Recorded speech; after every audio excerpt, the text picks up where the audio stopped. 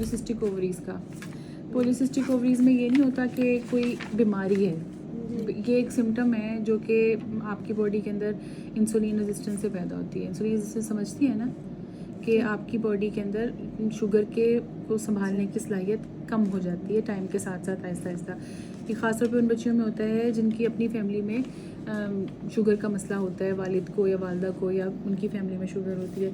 तो फिर जब आपका वेट एक ख़ास हद से आगे जाता है तो आपकी बॉडी के अंदर जो ज़राना हार्मोन है वो मर्दाना हार्मोन में कन्वर्ट होना शुरू हो जाते हैं। इंसुलिन रेजिस्टेंस की वजह से अंडेदानियों में से अंडे निकल नहीं पाते, उसकी वजह से मर्दाना हार्मोन का लेवल बढ़ता है, इंसुलिन की रेजिस्टेंस बढ़ती है, अंडेदानियों में से अंडे ना निकलने से माहवारी भी रुक जाती है। फिर एक सिम्टम्स ऐसे बन जाते हैं, यानी कि चेहरे पे बाल आना, सर के बाल गिरना, माहवारी की बेकायदगी, ख़ास तौर पे माहवारी का थोड़ा आना, देर से आना, या डेट से ऊपर बहुत चले जाना, कभी 2 महीने कभी 3 महीने बाद आना, इस तरह से ही होना शुरू हो जाता है। अगर माहवारी रेगुलर आती भी रहे तो बाकी सिम्टम्स जैसे चेहरे पे दाने, बाल, सर के बाल गिरना, ये हो जाता है। इसका जो सबसे पहला ट्रीटमेंट है ना, वो आपके अपने पास है। वो ये नहीं कि डॉक्टर उसका ट्रीटमेंट करेगा, आपने अपनी लाइफस्टाइल को चेंज करना है। वो कैसे चेंज होगी? मतलब खुराक से, हाँ जी, एक्सरसाइज से। तो एक्सरसाइज 1 घंटा एक्सरसाइज करें, या अगर स्टेप काउंटिंग कर सकती हैं तो 10,000 12,000 कदम डेली चलें। चलना इतना तेज़ है कि आपकी सांस चढ़े और धड़कन बढ़े, वरना फ़ायदा नहीं है, ठीक है। इस तरह एक्सरसाइज भी जो है कम से कम ऐसे एक्सरसाइज करें जिससे आपकी हार्ट रेट तेज़ हो और आपकी जो है वो सांस चढ़े, जिससे पता चले, जिसको एरोबिक एक्टिविटी कहते हैं, वो वाली भी कर सकती हैं। रेजिस्टेंस ट्रेनिंग वो भी कर सकती हैं। अगर घर में कोई साइकिल है या इस तरह सहन वगैरह जिसमें आप साइकिल चला सकें तो साइकिलिंग सबसे अच्छी एक्सरसाइज होती है इसके लिए। एक्सरसाइज, दूसरे नंबर के ऊपर अपनी डाइट को कंट्रोल करें। हर वो चीज़ जो आपको इंसुलिन आपकी बढ़ाएगी वो आपका पॉलीसिस्टिक ओवरीज को बढ़ाएगी, जिसमें मीठा हो गया, खाली मीठा नहीं, कार्बोहाइड्रेट, रिफाइंड कार्बोहाइड्रेट्स, मैदे की बनी हुई चीज़ें, चीनी की बनी हुई चीज़ें, इस तरह जो चावल की बनी हुई चीज़ें, पास्ता हो गया, राइस हो गए, नूडल्स हो गए, रोटी हो गई, samosa, burger, shawarma, pizza, cold drink, chocolate, ice cream, जो चीज़ें बच्चों को पसंद होती हैं वो सारी।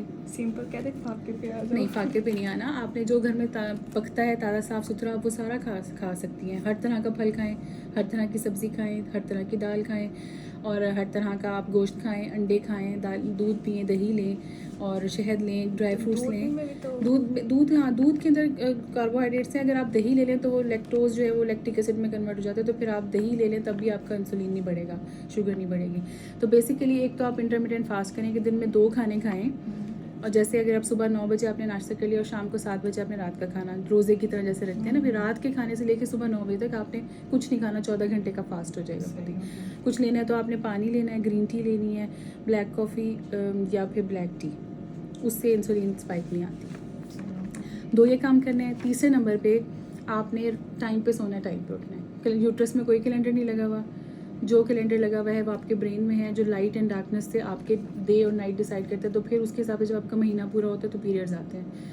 तो यूट्रस को तो नहीं पता कि अब महीना हो गया, पीरियड्स आने चाहिए, ये पता आपके ब्रेन को चलता है, वो भी जो हार्मोन्स का सिस्टम वहाँ से कंट्रोल होता है। रात को टाइम से सोएं, सुबह उठ के आपने सूरज की रोशनी में बैठना है 10 मिनट। अब तो वैसे भी ठंडी रोशनी होती है, सुबह बैठना है हमें 10 मिनट, उससे ब्रेन को सिग्नल जाता है कि डे स्टार्ट हो गया, ताकि दिन पूरे हों। ये 2-3 काम आप कर लेंगे, आप बगैर किसी दवाई के आपको पीरियड्स में आने लग जाएंगे, और ये जो आपके बालों वाला मसला है ये बेहतर हो जाएगा।